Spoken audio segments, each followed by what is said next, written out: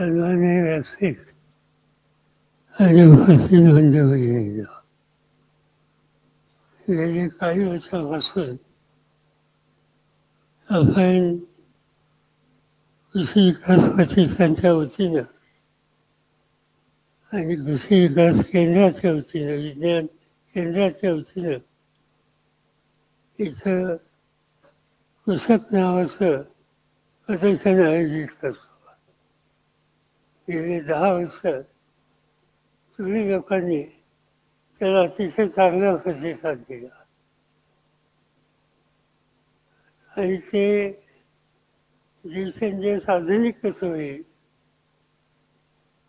त्याच्यात नाविन्य कसं येईल आणि जगामध्ये जे काही शेतीच्या क्षेत्रामध्ये बदल होत आहेत त्याची नोंद घेऊन ते तुमच्यापर्यंत कसं पोहोचवता येईल याची खबरदारी राजेंद्र पवार आणि त्यांचे सगळे सहकारी करतात. त्याला शोभणारं हे 10वं कृषक प्रदर्शन आहे आणि माझी खात्री आहे की याच्या 5-6 दिवसामध्ये काही लाख शेतकरी इथे येऊन त्याची पाहणी करतात. या प्रदर्शनाचं वैशिष्ट्य आर्टिफिशियल इंटेलिजन्स. आजच्या जगामध्ये एका विषयाच्या संबंधी अतिशय जागृती झालेली आणि लोकांच्यात आस्थाही आहे आणि ती म्हणजे कृत्रिम बुद्धिमत्ता.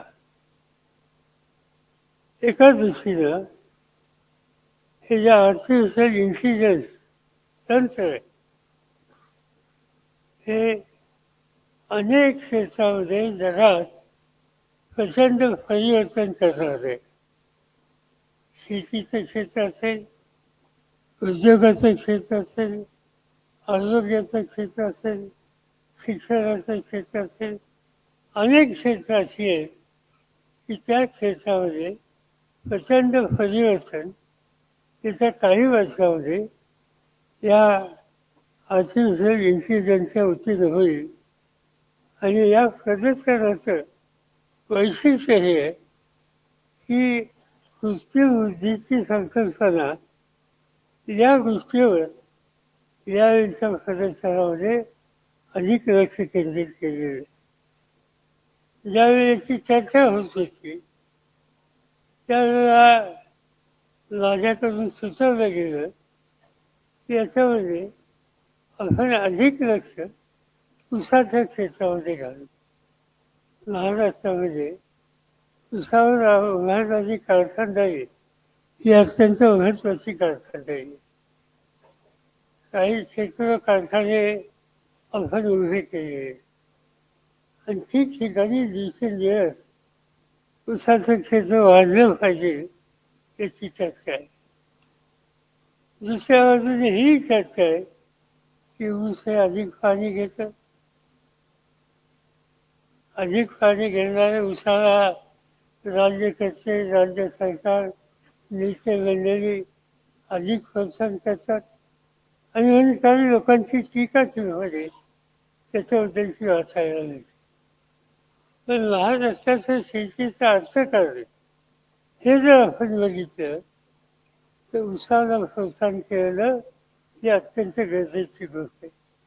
पण ती करत असताना काही दुरुस्त्या करता येतील का? उदाहरणार्थ कमीत कमी पाणी त्याच्यावर आधारित ऊस करता येईल का?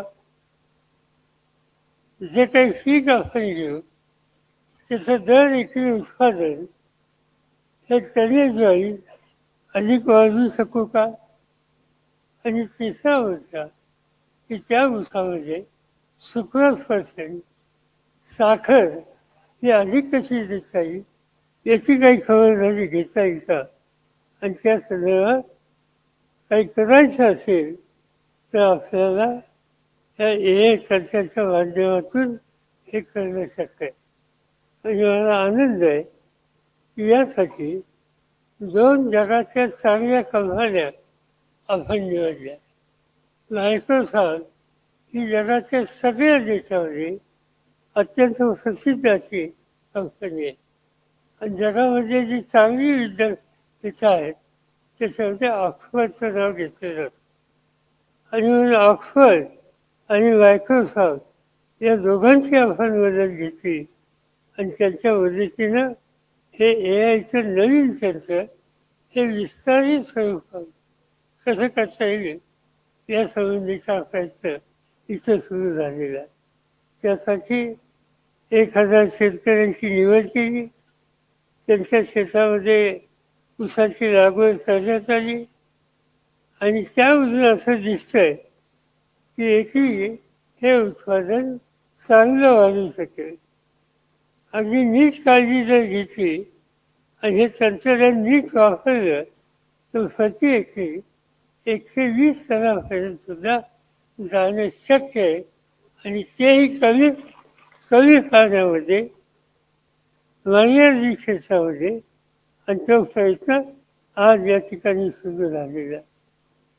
आज ऑक्सफर्ड युनिव्हर्सिटी आणि मायक्रोसॉफ्ट यांनी दोघांच्या अंतःकरणापासून आवाज आहे. आणि खास करून आज या ठिकाणी ऑक्सफर्ड युनिव्हर्सिटीच्या वतीनं त्यांचे प्रतिनिधी गेले काही वर्ष आपल्याला सतत मदत करतात. आजही त्यांची उपस्थिती इथं आहे. आणि मी एवढंच सांगू इच्छितो की याच्यात आणखी पुढं कसं जाता येईल याच्याबद्दलची काळजी ही आपण घेतो. आणि हे करत असताना या कृत्रिम बुद्धिमत्तेचा उपयोग बाकीच्या क्षेत्रातही कसं करता येईल. तर त्याच्यामध्ये नवीन नवीन तंत्रज्ञान, सेन्सॉर, ड्रोन, रोबोटिक्स, सस्यासारखी रिमोट सेन्सिंग या सगळं नवीन तंत्रज्ञान आहे. त्या तंत्रज्ञानाचा वापर करून खत, पाणी व्यवस्थापन, कीड, रोग व्यवस्थापन, उत्पादनाची गुणवत्ता आणि योग्य त्याचे काळजीचे तंत्र, उत्पन्नाचा अंदाज आणि हवामानाच्या नुसार पीक पद्धतीचे नियोजन या सगळ्या गोष्टीत काम करणं शक्य आहे. आणि त्याच्यासाठी कृत्रिम बुद्धिमत्ता याचा वापर हा अतिशय महत्त्वाचा झालेला आहे. आणि म्हणून ते तंत्र नव्या पिढीच्या शेतकऱ्यांच्यापर्यंत पोचावं याची काळजी या ठिकाणी आपण घेतो. हे घेत असताना आणखी एका गोष्टीकडे थोडं लक्ष देतं. आणि ते म्हणजे जिरायत शेतीसाठी ज्वारी जे काही नवीन वाहन हे तयार करता येतील का. आणि त्या दृष्टीनं आज राज्याचा मोठा भाग हा जिरायत शेतीचा आहे. बारामतीमधला 60% भाग हा जिरायत शेतीचा आहे. पाणी याची अडचण आहे. आणि त्यामुळे जिरायत भागातील शेतकऱ्यांना एक आश्वासक उत्पन्न म्हणून कमी पाण्याची येणारी ज्वारी याचा विचार करण्याची आवश्यकता आहे. आणि यावेळीच्या प्रदर्शनामध्ये त्यालाही महत्त्व दिलेलं आहे. त्याची प्रात्यक्षिकं आज आपण त्या ठिकाणी केलेली आहेत. माझी खात्री आहे की तुम्ही लोकांनी ती बघितल्याच्यानंतर तुमच्या जिरायत क्षेत्रामध्ये त्याबद्दल काही ना काही करणं हे नक्कीच आपल्याला उपयुक्त होईल. मी अधिक बोलून आपल्या सगळ्यांचा या ठिकाणी वेळ घेऊ इच्छित आहे. या सगळ्या कामाला केंद्र सरकार आणि राज्य सरकारची मदत याची आवश्यकता आहे. केंद्राच्या संबंधित घटकांशी आम्ही लोकांनी सुसंवाद साधला आहे. आणि मला आनंद आहे की राज्य सरकारच या ठिकाणी पूर्ण ताकदीनं या कामाला मदत करण्याच्यासाठी पुढे येते. हा प्रयोग बारामतीमध्ये होतोय. जे काही इथे घडतंय हे घडलेलं हे बारामतीपुरतं सीमित चालणार नाही. ते महाराष्ट्राच्या सगळ्या भागामध्ये हे तंत्रज्ञान, हे नवीन नवीन बदल हे पोचवणं आणि तिथली सुद्धा शेती ही संवर्धन करणं आणि या काळ्या आईची इमान राखणाऱ्या शेतकऱ्याचं जीवन समृद्धीच्या रस्त्यावर नेणं या सगळ्या गोष्टीमध्ये लक्ष द्यावं लागेल. आणि तो दृष्टिकोन आज राज्य सरकार ठेवण्याच्या मनस्थितीत आहे, याचा मला मनापासूनचा आनंद आहे.